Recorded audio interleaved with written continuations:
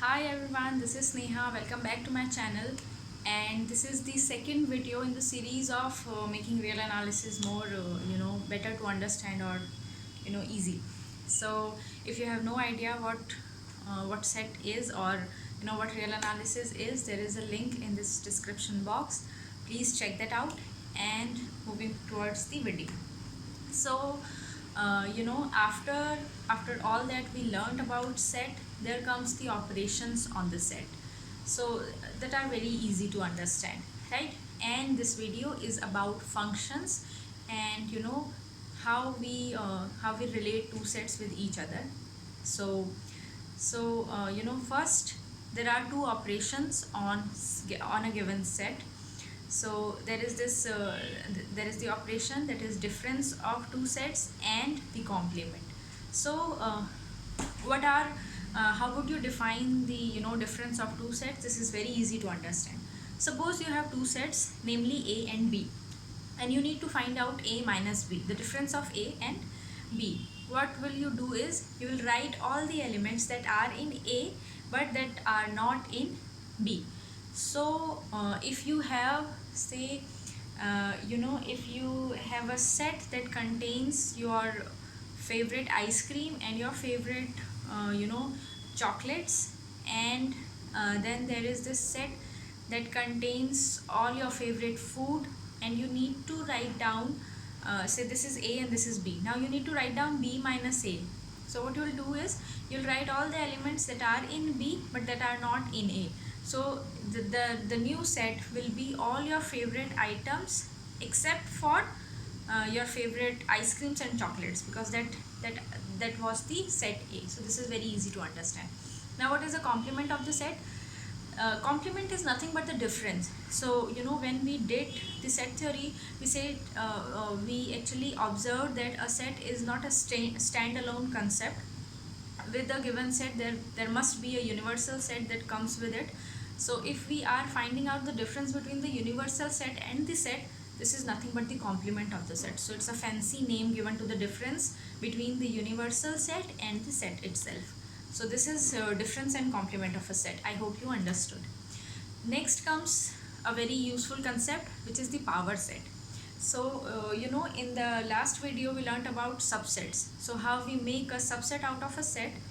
We write all the elements, or we write all the some not all the, obviously we write some of the elements from the given set and make another set, and we call that this is the subset of our parent set. So in power set, what are we doing is we are writing all possible subsets of a given set to make a very big set out of the given set, and this big set is known as the power set. Now why am I saying that this is a big set? For example, if you have a set that contains only two elements, right, and I ask you to write the power set, what you'll do is you will write, firstly is the empty set, because an empty set is always a subset of any element, any set, right? So the first one is the empty set.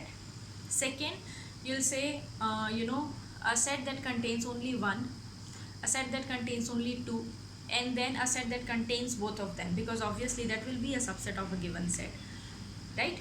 So the set contained two element and the power set contained four element, right? So similarly, if you have a set that contains three element, the power set will contain eight elements. So the power set is a very big set coming out of a very small, very simple set. Mathematically saying, the number of, if a set has n number of elements in it, then the power set will contain 2 raised to the power n elements in it. So now we are talking big, right? So this will be a big set. This is all about power set. I hope you can relate the the set and the operations and subsets and all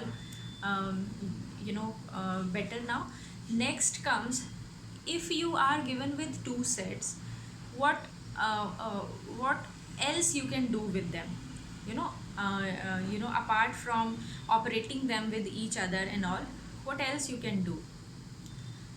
To this, just take an example that, say you have this one cupboard or one almirah with you, and you have your stuffs with you.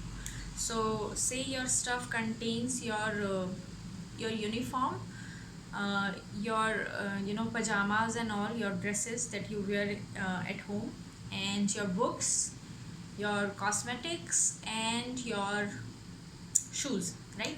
So there are these five things that you have sorted somehow, that this is, these are the five main categories, and there is this almirah with you now. uh, and the almirah contains, say, six shelves. For the time being, say there are six shelves.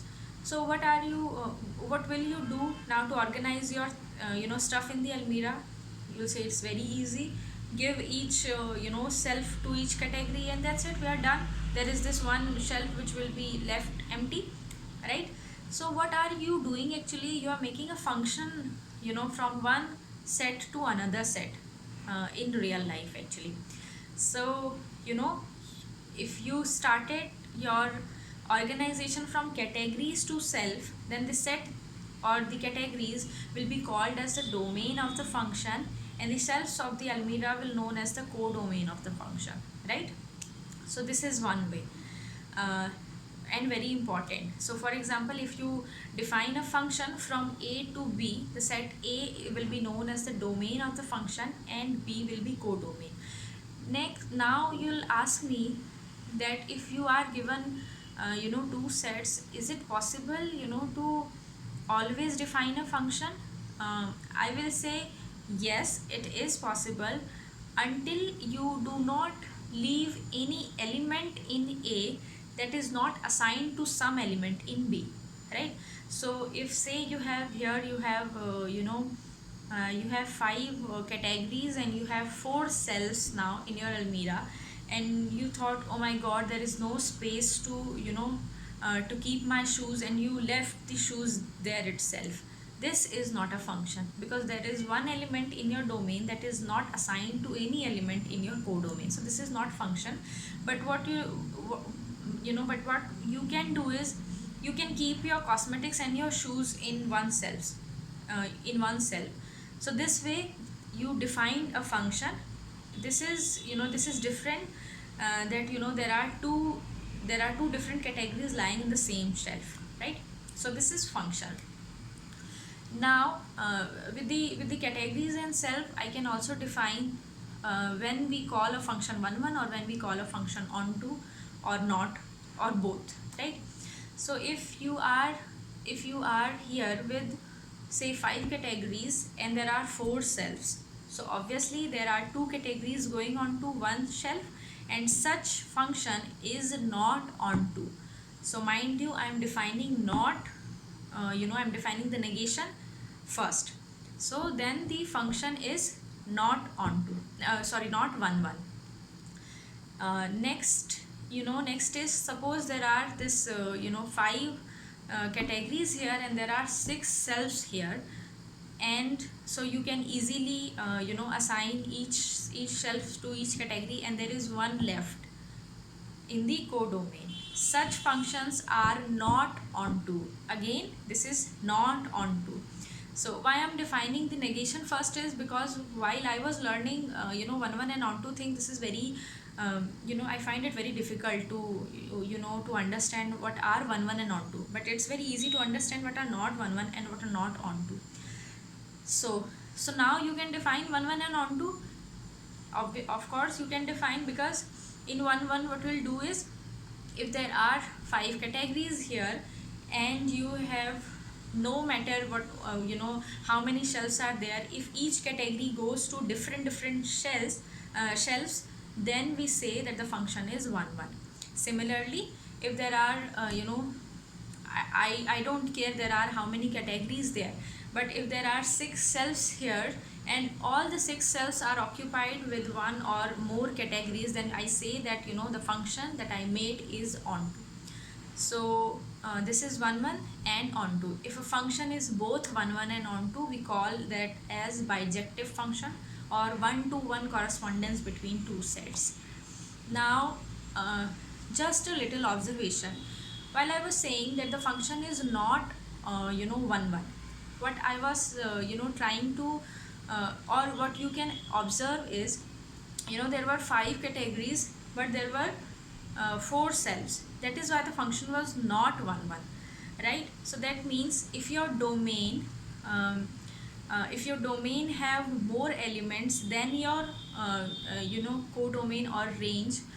Oops, I did not define range. I will be defining shortly. So if your domain have more element than your range, then we say that the function is not 1 1. Now what is range of the function? Range is nothing but a subset of the codomain. uh, there are 5 categories, there are 6 cells. You define 5 cells to your category. So out of the codomain, you made a subset, the 5 cells that are occupied, leaving the one that is empty. This is known as the range of the given function. So range is nothing but the subset of a codomain, such that such that every element is a pre-image of the element of the domain. So this is range. So coming back to what I was saying is 1 1 and onto. So when the domain have more element than the range, we say that the function is not 1 1. When there are when there are more elements in the codomain, more elements in the codomain, then the number of elements in the domain, we say that the function is not onto. Excuse me. So this is very important. When do we call a function onto, not onto, 1 1 and not 1 1, and bijection? So I would suggest you, just if you are a math student and you want to learn more about functions, just pick any book. There are n number of examples of functions, and they'll ask you how to which of them are 1 1, which of them are onto, which are both. And you can easily visualize that, okay, this is 1 1, this is not 1 1.